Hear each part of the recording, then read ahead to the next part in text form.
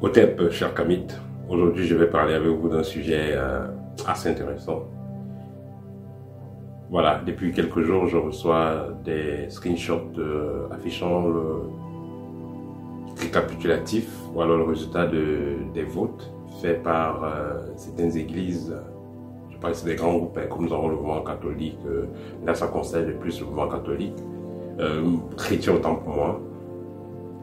Des grands groupes où les prêtres ou alors les pasteurs ont voté en validant le mariage des personnes du même sexe. Et certains blogueurs américains et autres pensent qu'il s'agit là des signes de la fin du monde, des hommes qui vont se marier avec des hommes, les femmes avec les femmes, les gens qui vont se marier avec des animaux, et ainsi de suite.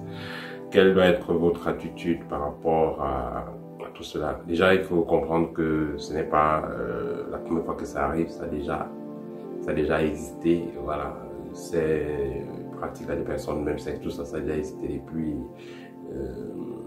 la nuit des temps. Et là, avoir en tête l'idée de la fin du monde, ce n'est qu'une façon pour vous de baisser votre taux vibratoire.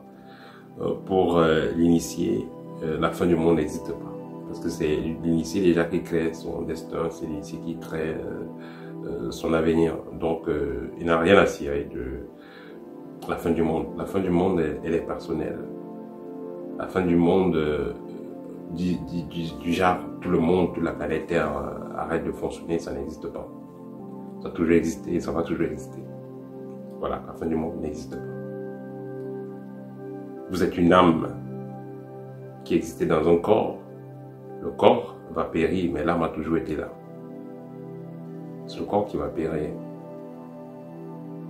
Et une fois que le corps va périr, l'âme prendra un nouveau corps. Ainsi de suite, on parle de réincarnation. Donc, soyez très froid en ce qui concerne les histoires de fin du monde, fin des temps. Ne vous sentez pas concerné. Et aussi, il faut noter que dans la vie, il y a des hauts et des bas, il y a des situations difficiles, il y a des situations heureuses. Cependant, voilà, il y a des cas où on ne peut pas éviter les situations difficiles, comme par exemple les pertes de nos proches. C'est pénible, c'est difficile à gérer, mais la vie continue. Comme quelqu'un le disait quelque part, quand tu es malade, c'est toi qui es malade. Quand tu souffres, tu as des difficultés financières, c'est toi qui as des difficultés financières, c'est toi qui souffres. Alors, tout ce qui arrive dans la vie d'un individu peut être géré différemment en fonction du degré de maturité de la personne. Imagine un peu quelqu'un qui a perdu une somme de 10 ou de 20 euros, il ne sait pas où c'est passé. Et s'il a des millions, il s'en fout. Enfin, c'est parti, voilà. Ou alors s'il a espoir qu'il y a de l'argent quelque part qui l'attend. Il n'a pas de problème, il reste dans une bonne fréquence. Donc, dites-vous que tout ira bien pour vous. Et faites de votre mieux pour rester dans la bonne fréquence, c'est tout. Et actuellement, c'est une partie du globe où il y a la guerre. Des pays qui sont détruits, des villes qui sont détruites. Ceux-là, on peut dire qu'ils vivent la fin du monde. Ils ont le pays, la vie, ça va. Mais comme ça peut être reconstruit. Il y a des personnes, des villages qui vont être détruits. Ceux-là sont en train de vivre la fin. Ils passent un moment très difficile. Ils sont dans les descentes, ils sont dans la descente aux enfers. Mais il faut aussi noter que ce ne sera pas la fin totale.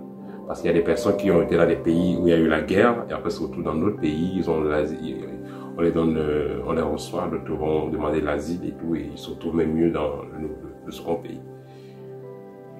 Donc, tout ça pour dire quoi, peu importe les situations qu'on va voir dans les médias,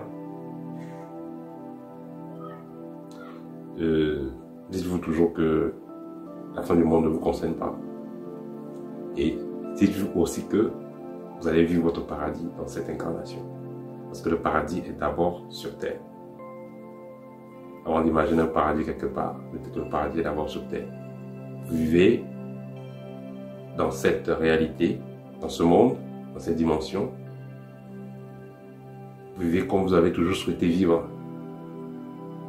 vous mettez dans l'alignement vibratoire qui vous permet d'attirer tout ce que vous voulez voir réel dans votre vie.